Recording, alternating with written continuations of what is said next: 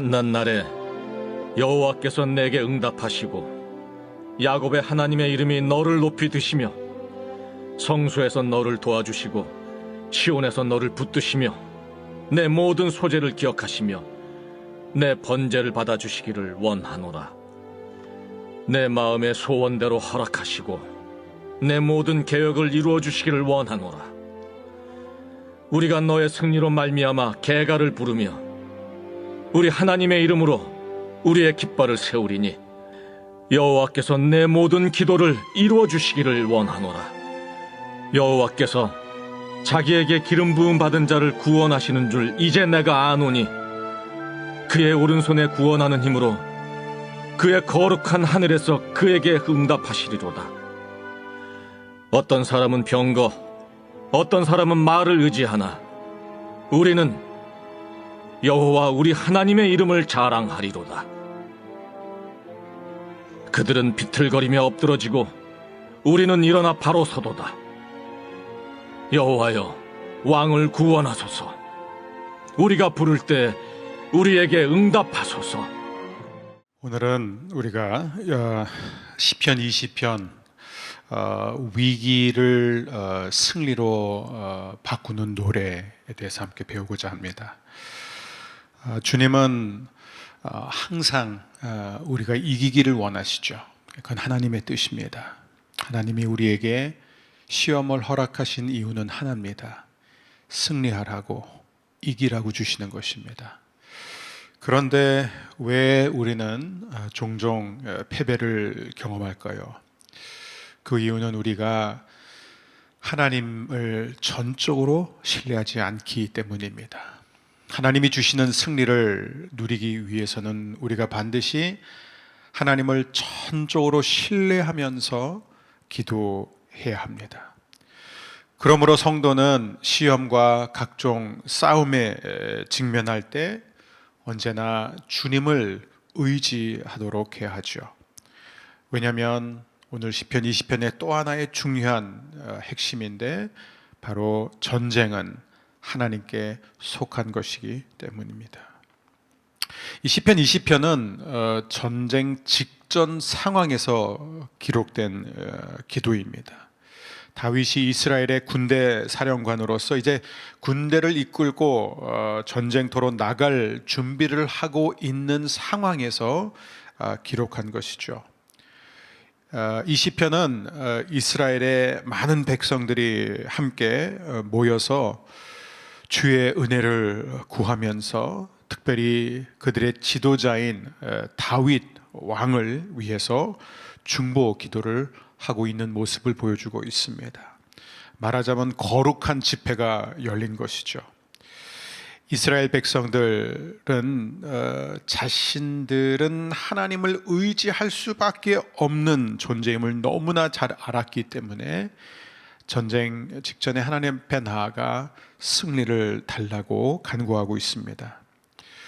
그리고 이러한 이 공적인 모임에서 그들은 가장 먼저 그들의 왕이자 장군인 다윗을 위해 기도를 하죠. 그게 바로 1절에서부터 5절이고 그 다음에 6절부터 8절은 하나님께서 승리를 주실 것에 대한 확신을 표현하고 있고 마지막 9절은 하나님을 향한 신뢰를 다시 한번 확인하면서 이 노래가 끝나고 있습니다. 그리고 재밌는 것은 우리가 다음 주에 보게 되겠지만 시편 20편과 시편 21편을 같이 보면 재밌습니다. 왜냐하면 시편 21편은 이스라엘이 하나님께서 승리를 주신 이후에 마음껏 기뻐하면서 드리는 찬양을 담고 있어요. 그래서 시편 20편과 21편은 연결되어 있죠. 이 두 시편의 이 주제는 같습니다. 전쟁은 하나님께 속한 것이다. 승리는 하나님께 속한 것이다. 우리 먼저 왕을 위한 기도를 보겠습니다. 우리 1절 말씀 보면 다윗의 시 인도자를 따라 부르는 노래. 다윗이 지금 회중이 이 백성들이 자신을 위해서 기도한 그 기도 내용을 듣고 그것을 담고 있는 거예요. 그걸 기록하고 있는 것입니다. 환난 날에 여호와께서 내게 응답하시고 야곱의 하나님의 이름이 너를 높이 드시며, 여기서 이제 너라는 이 단어는 이 표현은 왕을 가리키고 있습니다. 이스라엘의 왕이자 군대 사령관인 이제 다윗이 출정을 앞두고 있는데, 이스라엘 백성들, 모든 백성은 아니고요, 아마 그 지도층이 이제 모여서 왕을 위해서 기도합니다. 특별히 뭐라고 기도하냐면, 환난 날에 여호와께서 내게 응답하시고, 이렇게 기도하는 거예요. 환난, 이 환난은 차라라는 히브리 단어인데 여기에는 참 다양한 의미들이 있죠. 여기에 들어가는 주요 쓰이는 그런 의미가 필요, 우리의 필요, 또 우리의 고통, 또 아픔, 또 염려, 그리고 심지어 이 전쟁의 상황에서는 원수, 적을 가리키고 있습니다. 즉 이 환난이라는 단어는 한마디로 위기의 때를 가리키고 있어요. 위기의 때입니다. 이 공경의 때. 그래서 이 공경의 때 하나님께서 전쟁의 어려움 속에서 승리를 구하는 너의 기도를 들어주시기를, 이런 의미입니다. 그러니까 이 백성들이 지금 모여 다윗을 위해서 기도할 수 있는 것은 다윗이 먼저 하나님 앞에 기도하는 그 모습, 그 내용을 들었기 때문입니다. 보고 들었어요. 그러니까 다윗의 기도대로 하나님께서 응답해 주시고 이루어 주시기를 원합니다라고 기도하는 것입니다. 야곱의 하나님의 이름이 너를 높이 드시며라는 이 히브리 표현은 한마디로 왕의 신체를 보호해달라는 것입니다. 왕이 다치지 않게 해달라. 그래서 그의 신체적인 안전을 보장해달라는 간절한 기도죠. 자, 2절은 이렇게 기록되어 있습니다. 성소에서 너를 도와주시고 시온에서 너를 붙드시며. 자, 이 성소가 어떤 의미냐면, 아직 다윗 때는 성전이 없어요. 그러니까 이것은 회막, 장막을 가리키는데, 지금 이 백성들은 뭐를 생각하는 거냐면, 다윗이 어렵게 가져온 하나님의 언약궤, 이 법궤를 생각하는 거예요. 지금 법궤가 이 장막에 지금 안치되어 있는데 그 안에 하나님이 계시다는 것을 알았기 때문입니다. 그곳이 바로 하나님의 보좌라는 것을 알았기 때문이에요.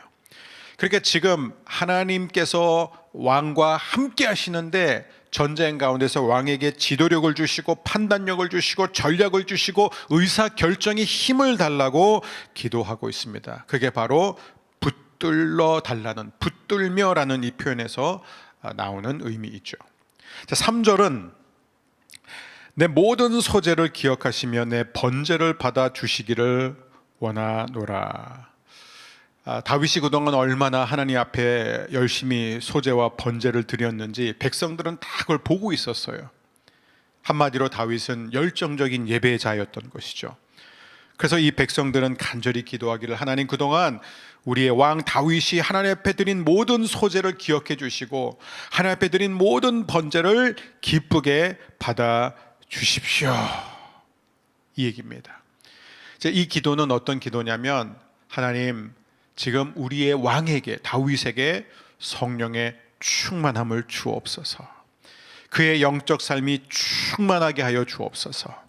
그러니까 첫 번째 2절에서는 신체적인 안녕을 위해서 기도했고, 이제 3절에서는 영적 안녕을 위해서 기도하고 있습니다. 전쟁에 나가는 다윗의 영과 육을 지켜 주옵소서. 그 다음에 4절, 내 마음의 소원대로 허락하시고 내 모든 계획을 이루어 주시기를 원하노라. 여러분, 이 기도는 엄청난 기도죠. 그렇죠? 내 마음, 그러니까 다윗의 마음의 소원대로 하나님이 허락하시고 다윗의 모든 계획을 이루어 주시기를 원하노라. 자, 이 백성들이, 이 지도자들이 다윗을 위해서 이렇게 기도할 수 있었던 이유는 하나예요. 다윗이 하나님의 마음에 합한 사람이었기 때문이에요. 예. 다윗의 소원이 무엇이에요? 하나님의 나라를 이루는 거예요. 다윗의 모든 계획이 무엇이에요? 하나님의 나라를 이 땅 가운데 확장시키는 것이었습니다. 즉, 이 다윗에게 있었던 왕으로서, 정치인으로서의 야망은 하나예요. 거룩한 야망이에요. 하나님의 통치를 이루는 것입니다. 하나님의 나라를 위한 것이라는 것을 백성들이 너무나 잘 알았기 때문에 이런 기도를 드린 거예요. 하나님, 그의 마음의 소원대로 허락해 주세요. 그의 모든 계획을 이루어 주시기를 원합니다. 여러분, 우리의 모든 마음의 소원, 우리의 모든 계획을 하나님께서 이루어 주시기를 원합니다. 그렇게 되기 위해서는 우리의 모든 소원과 우리의 모든 계획이 오늘도 하나님의 말씀과 연결되어 있어야 됩니다.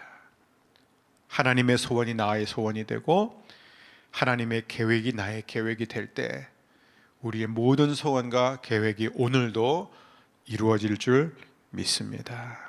그냥 단지 억지로 하나님의 소원과 계획을 따르는 것이 아니라 이것이 다윗의 소원이 된 거예요. 이것이 다윗의 계획이 된 것입니다. 인생의 목표가 된 것입니다.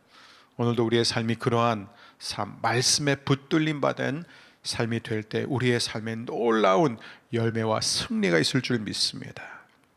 5절, 이제 이 중보기도의 이 마지막 부분, 우리가 너의 승리로 말미암아 계가를 부르며 우리 하나님의 이름으로 우리의 깃발을 세우리니 여호와께서 내 모든 기도를 이루어 주시기를 원하노라.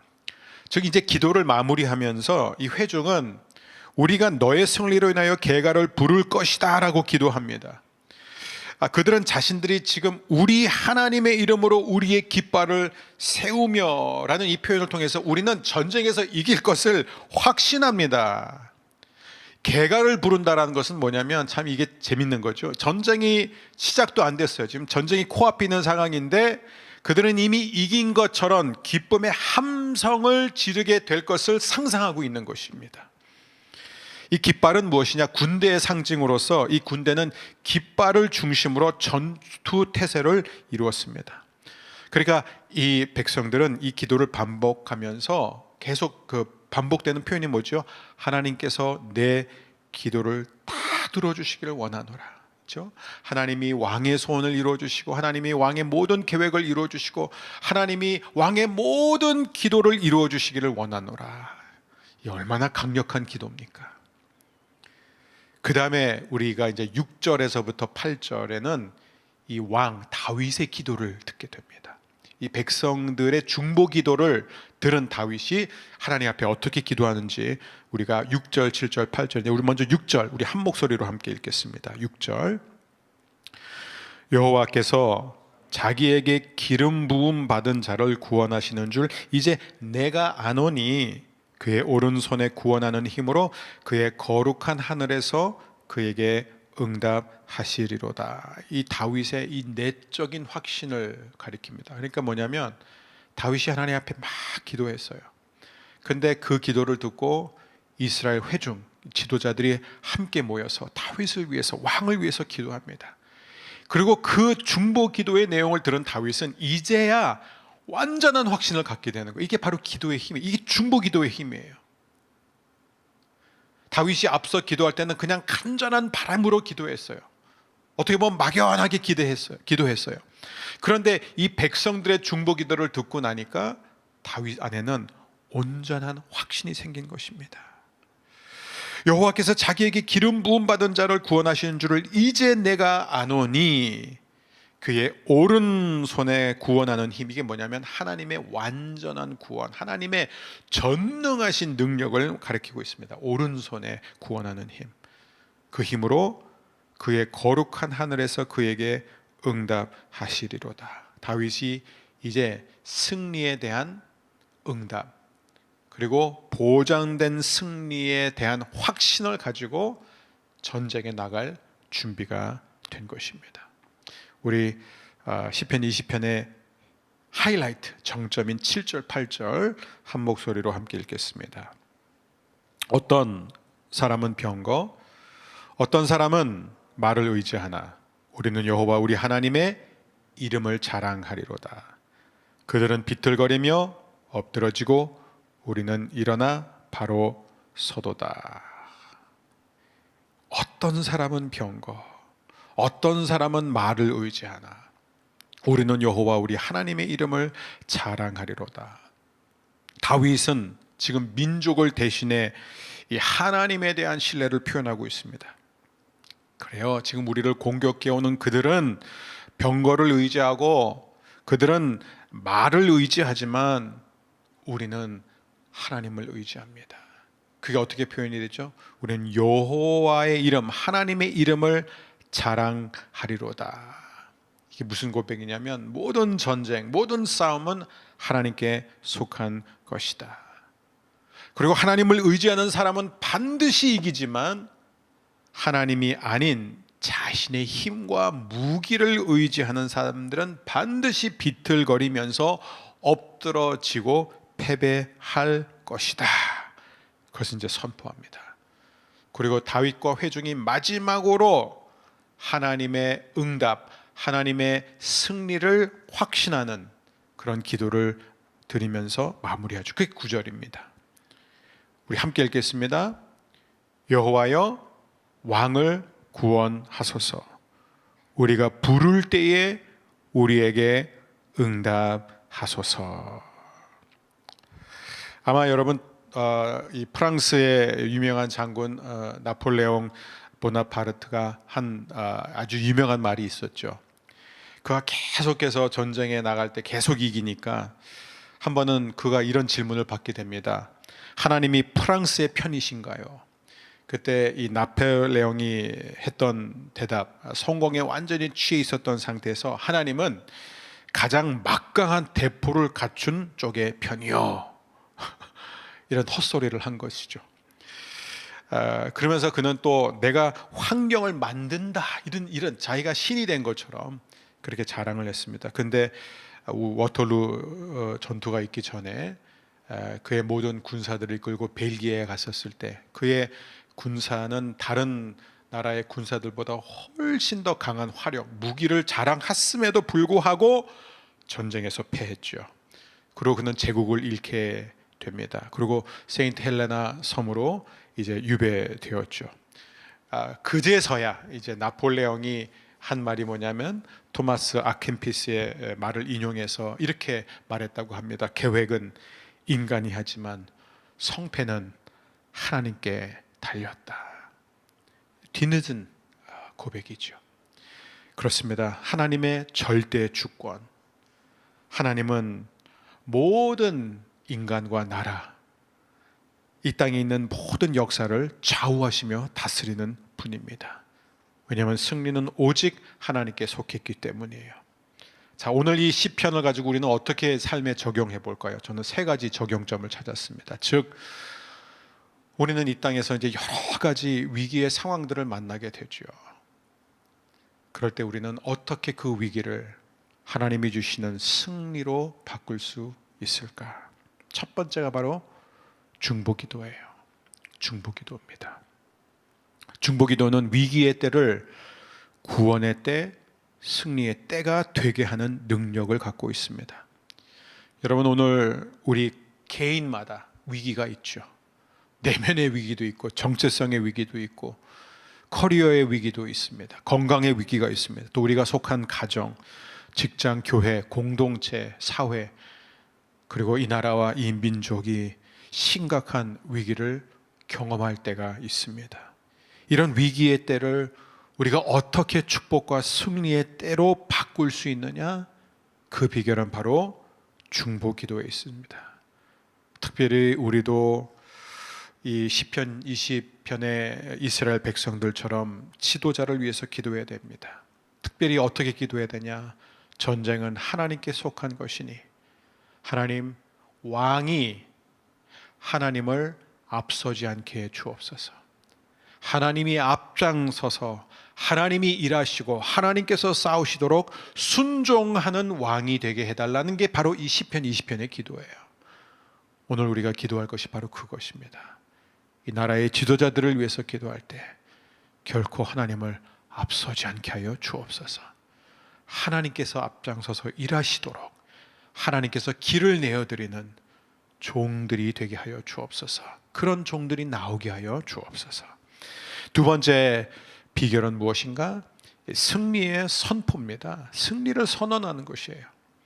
이긴 다음에 승리를 선언하는 것이 아니라 싸우기 전에, 결정되기 전에 먼저 승리를 확신하는 믿음의 고백이 얼마나 중요한지 모릅니다.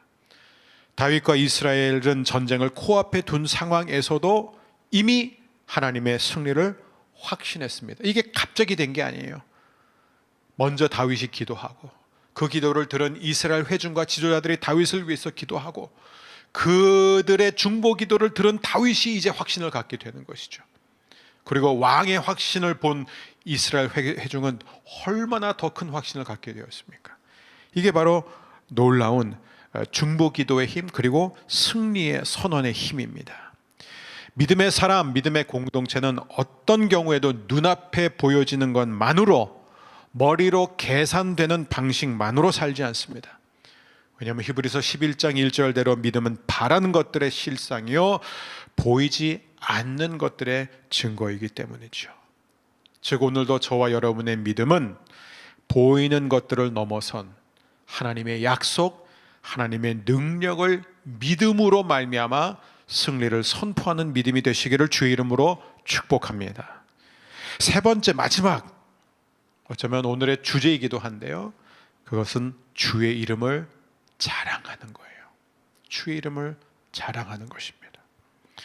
주의 이름을 자랑할 때 우리의 삶에 있는 위기의 순간들이 승리의 순간으로 바뀌는 역사가 일어납니다. 이게 바로 7절의 내용이에요.